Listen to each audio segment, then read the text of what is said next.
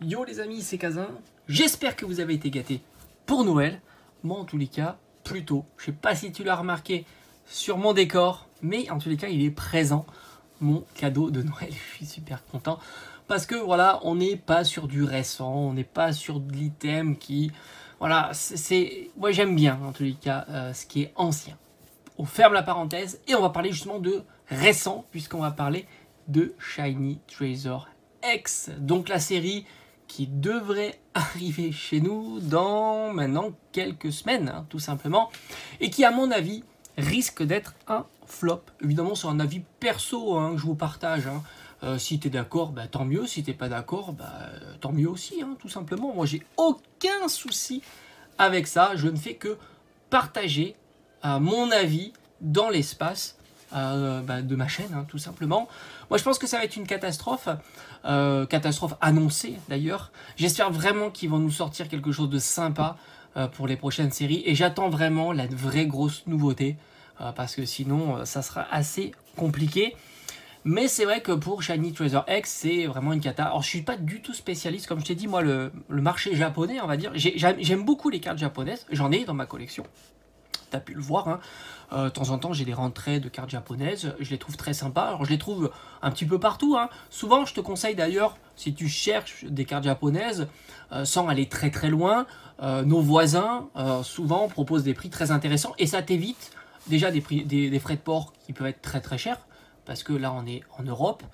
Et en plus, ça t'évite les frais de douane, parce qu'il n'y a pas de frais de douane, il y a la libre circulation, donc il n'y a pas de frais de douane pour des vendeurs qui seraient en Europe. Et ça, c'est plutôt très intéressant, sans compter qu'en règle générale, les prix sont plus avantageux que ceux qui feraient venir les produits en France et qui vendraient, parce que c'est logique, ils auraient eu peut-être les frais de douane, etc. Enfin, en tous les cas, je ne sais pas pourquoi, mais souvent, c'est plus avantageux. Et si tu regardes Shiny Treasure, c'est un fiasco, parce que tu t'aperçois que les prix ne font que diminuer sur les displays.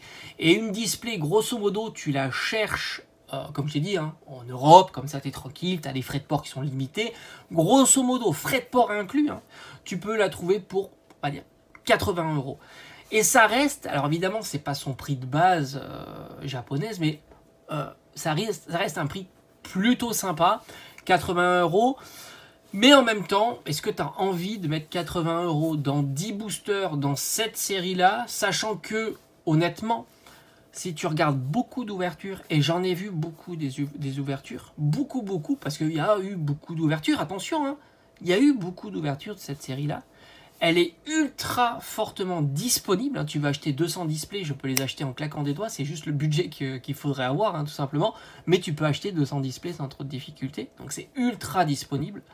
Il n'y a pas de stock out, il n'y a pas d'effet sur cette série-là, en tous les cas sur le marché japonais, pas du tout. Il y a énormément de displays disponibles. Et est-ce que tu as envie de dépenser 80 € dans une display où tu as que 10 boosters, donc ça fait quand même 8 € au prix du booster. Et en même temps, honnêtement, les cartes sont pour la plupart déjà à l'heure actuelle très très bon marché. On verra ça un petit peu plus tard, mais vraiment très très bon marché. Dont les cartes au final qui coûtent un petit peu sont ultra difficiles à faire tomber. Vraiment ultra difficiles à faire tomber. Et même si tu as le bonheur d'avoir le God Pack, c'est un booster où il n'y a que des ultra rares.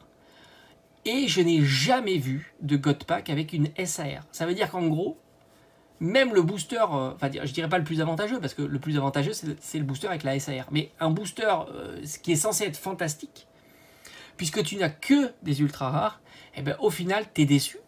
Parce que tu n'as au mieux, je crois que c'était type, je sais plus, 5 petites shiny, 3 full art shiny et une AR. Bon bref, rien qui déplace des montagnes, hein, tout simplement. Et c'est un peu ça le vrai problème. Même si tu as le Saint Graal, on va dire, de l'ouverture, le God Pack. D'ailleurs, je me souviens, j'avais vu en live une ouverture de Destinée Radieuse, en version japonaise, et j'avais vu le God Pack. Et là, bah, y a eu le drop des 2 Dracofeu. Ah ouais, là, tu as un level qui est... Voilà, pour moi, c'est le jour et la nuit. Ils auraient dû mettre un God Pack avec full SAR, AR. Faut y aller, quoi.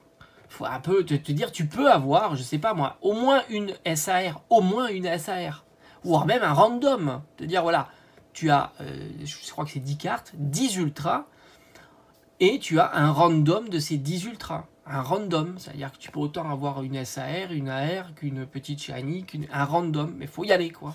Bah, ce booster, il tombe jamais. Donc si en plus il tombe et il est nul, ça sert à rien. Tu te dis, c'est pas possible. C'est pas possible. Franchement, c'est pas possible. Ça devrait être le booster, mais c'est exceptionnel, quoi, même pas. Donc au final, beaucoup de déceptions sur tout ça, en fait. Donc par conséquent, bah, ça se vend certainement pas, ça diminue, et tu connais la problématique, les stocks sont là, sont importants, et c'est toujours pareil, c'est la personne, le professionnel, parce que je te parle de prix professionnel en plus, hein, attention, ce sont des professionnels, qui a commandé, je sais pas moi, 1000, 2000 displays, ah, c'est un budget, quoi. Faut qu'il les vende. T'as bien compris que s'il a 2000 displays dans sa boutique, bah, il a dû quand même dépenser un certain capital pour faire venir ça. Bon, et du coup, bah, il est embêté, quoi. Donc il n'a pas 36 solutions, soit il les ouvre, soit je sais pas comment il gère son truc, hein, mais c'est compliqué. Maintenant, du côté des cartes, et là aussi ça fait mal. Enfin, attention, elles sont chères les cartes, quand même.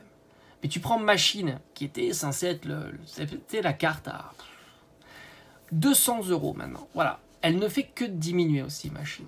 Et tu peux la trouver sortie de booster, magnifique, tout ce que tu veux, 200 balles. 200 €, ça reste quand même, pour le marché japonais, pas si cher. On avait une habitude qui commence à disparaître, hein. Une habitude qui ne va plus en devenir une, hein. Tu l'auras compris. Donc 200 €, voilà, c'est pas... Quand tu sais que ça tombe pas souvent... Et d'ailleurs, c'est marrant parce qu'elle s'est fait détrôner par le Dracofeu qui lui est plutôt aux alentours de 250 €. Enfin, c'est toujours pareil. Les prix, c'est pas, faut pas s'y fier à 100%. Quand je dis donner un prix, c'est une observation. Ça pourrait être une certaine... Il y a des ventes qui peuvent partir à 210, 260, etc., etc. Tu l'auras compris. Mais il y a déjà il y a de la quantité. C'est ça qui est marrant. On a l'impression que tous ceux qui ont le Dracofeu, ils le revendent, quoi. Il y a un marché particulier, hein. C'est plus un marché de collectionneurs, mais c'est un marché de revendeurs. C'est ça aussi qui fait que tu te dis, Pokémon a beaucoup évolué, parce que pour qu'il y ait de la revente, il faut qu'il y ait des acheteurs. S'il n'y a plus d'acheteurs, il n'y a plus de revente, hein. C'est comme ça. Et du coup, les prix diminuent pour essayer de faire revenir certains acheteurs qui sont dit non, moi je ne veux pas mettre 200 € dans un Dracofeu, je ne veux pas mettre 200 € dans Machine. Je veux bien, pourquoi pas, si elle passe à 100 €, etc. Donc il faut faire revenir forcément des acheteurs. Et pour faire revenir des acheteurs, il n'y a pas 36 solutions. Il n'y a pas 36 solutions. Soit il y a, on va dire, une hype sur une série, un petit peu ce qu'on a vu sur 151. Les cartes ont quand même beaucoup demandé. D'ailleurs, tu as des full art à 30 ou 40 €, ce qui est hallucinant. Ça fait longtemps qu'on n'avait pas vu ça. Les petites AR à 30 €, ce qui est quand même très très cher. Les AR, je t'en ai fait une vidéo sur EV1, les AR les moins chers de EV1. Je t'invite à regarder. Tu as des AR à 3 €, hein. 3 € une AR. Donc tu sais la difficulté de faire tomber.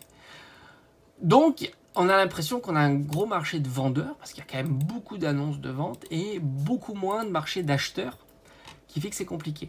La carte Mew, bon, elle n'a pas tellement bougé, elle est aux alentours de 120 €, donc on va dire 100 € pour... parce que c'est toujours pareil, vu que tu as beaucoup d'annonces, 120 €, ça reste quand même compliqué à la faire partir très rapidement. Donc tu te dis, quand tu es à 120 € avec beaucoup d'annonces, tu es plutôt à 100 € pour son prix, on va dire, de vente. Gardevoir a plutôt un petit peu diminué, on est aux alentours de 100 €, et attention, comme tu sais, 100 € c'est un marqueur psychologique quand même, c'est-à-dire que si ça commence à diminuer en dessous de 100 € et à s'installer durablement, ça veut dire qu'on est ouvert jusqu'aux 80 € certainement sans trop de difficulté. C'est fou parce que Gardevoir, elle est sublime, cette carte, elle est très très bien dessinée, très très bien faite, mais au final, c'est une, on va dire, des moins chères. Enfin, c'est la moins chère de SAR Pokémon, puisqu'il n'y en a que 3. Mais bon, c'est comme ça, la tendance sur Gardevoir est pas si forte. Après, tu as donc d'autres cartes dresseurs, mais on l'avait déjà vu par le passé, beaucoup sont à 30-40 €. Or, Pania, qui avait déjà décroché il y a quelques semaines, je t'en avais déjà parlé, avec ce magnifique Noctali, qui est aux alentours de 80 €. J'ai envie de te dire, heureusement qu'il y a Noctali sur la carte, parce que Pania avec un autre Pokémon, ça aurait été peut-être pas la même histoire. Mais c'est vrai que Noctali, très robuste, hein, on l'a vu, hein, c'est un Pokémon qui s'apprécie bien par le temps. Et 80-90 €, ça reste un prix assez haut quand même, mais elle est en dessous des 100 €, donc on peut l'avoir durablement, s'installer à ces prix-là, voire même légèrement en dessous. Bon, le Pikachu est toujours très cher. Moi, j'y crois moyennement, à 80 € pour une carte petite shiny. Je la verrai plus avec les semaines à venir s'installer au vu de la tendance de la série aussi. Après, qu'il y ait certaines cartes qui se démarquent un peu, c'est possible. Ça reste Pikachu, mais j'ai envie de te dire, ça reste encore très cher. Et il y a, encore une fois, comme je te dis dans les autres, c'est un marché de vendeurs. Il y a énormément d'annonces de cette carte. Je veux dire, tu peux pas dire que cette carte est rare. D'ailleurs, il n'y a aucune carte rare. Pour moi, rare, c'est rare. Hein. C'est qu'il n'y a pas d'annonce, hein, c'est tout. Soit elle est rare parce que les gens la gardent précieusement quand ils la font tomber. Par conséquent, elle ne circule pas. Soit elle est rare parce que tout simplement, elle tombe jamais. Là, elle tombe suffisamment et peu de gens la gardent puisqu'il y en a beaucoup en ligne et en vente. Par conséquent, son prix devrait s'aligner avec ça aussi. Voilà, rare, ça veut dire ce que ça veut dire. Hein. Je veux dire, si tu as 2 annonces, là on peut discuter. Si tu as 50 annonces, on ne discute plus. La carte, elle n'est pas rare. Même si tu me dis, oui, mais il faut 10 displays pour la faire tomber, peu importe. Il faudrait même peut-être de 200 displays pour la faire tomber. Si moi j'ai 50 annonces, j'ai 50 annonces. Point. C'est comme ça. Après, si j'ai 3 annonces, là on pourrait dire, oui, en effet, c'est rare. Et même si elles tombent tous les 2 displays, tu vois, la rareté, ça dépend aussi du fait que est-ce que les personnes veulent la garder ou pas, hein, tout simplement. Alors évidemment, si ça tombe tous les 2 boosters, même si elles ne circulent pas, toi il suffit d'aller acheter les boosters. Hein. Donc après, c'est pas ce mécanisme-là, c'est limite, évidemment. Évidemment. Après, bon, tu as les autres SAR de dresseurs, elles sont toutes bon marché, on les avait déjà vues avant, elles sont plutôt rigolotes, c'est entre 30 et 40 €. Ce qui a vraiment la chute assez vertigineuse, ça a été le Mimikyu qui s'est fait laminer. Hein. On était à 60 €, puis à 40 €, puis maintenant on est à 20 €. Et puis on va s'installer à 15, puis 10. Hein. Je pense que juste, il n'a pas fait encore tout son travail qu'ont fait les autres cartes AR. Et en fait, c'est ça qui est vraiment problématique dans cette série-là. C'est hormis les SAR, surtout les SAR Pokémon, les AR, malgré qu'elles soient pas faciles à faire tomber, c'est ça qui est curieux d'ailleurs, mais là, encore une fois, moi j'ai vu quand même beaucoup d'ouvertures. Elles sont pas si faciles à faire tomber. Elles coûtent 10 €. Mais il y a une quantité d'offres, mais quand même assez impressionnante, pour une carte qui, au fond, ne tombe pas si vite. C'est ça que tu te dis, bon, tu la cherches, tu peux la trouver quand même assez vite. C'est ça qui est assez fou. Mais bon, c'est un petit peu Pourtant, les AR sont belles. Hein. Franchement, pour le coup, les AR, moi, j'ai rien à leur reprocher. Elles sont très, très jolies. Après, bon, faut aimer les protagonistes, mais je trouve que Super Dauphin est exceptionnel. Franchement, puis même Pomme. Enfin, franchement, Pomme, magnifique. Quand je vois que c'est une carte à 10-12 €, on va dire, tu dis, c'est quand même fou d'avoir Pomme, qui est quand même magnifique. 10-12 €. C'est fou. C'est fou, sans compter que les AR, en règle générale, alors c'est vrai que les AR japonaises sont plutôt bon marché, hein. Tu les vois plutôt entre 5-10 €, mais, donc c'est peut-être un message d'ailleurs, tu peux te dire peut-être qu'en attendant ça va encore diminuer, mais elles sont très très belles, et puis on n'est plus dans la même gymnastique, c'est une série particulière, il y a peu d'AR, etc. Mais elles sont très très belles. Après, tu as quelques full art un petit peu chers, tu as le Mew, tu as le Dracofeu Terra cristallisé, mais même là, rien d'exceptionnel, on est à moins de 20 € pour le Mew. On est à moins de 20 € pour le Dracofeu Terra cristallisé.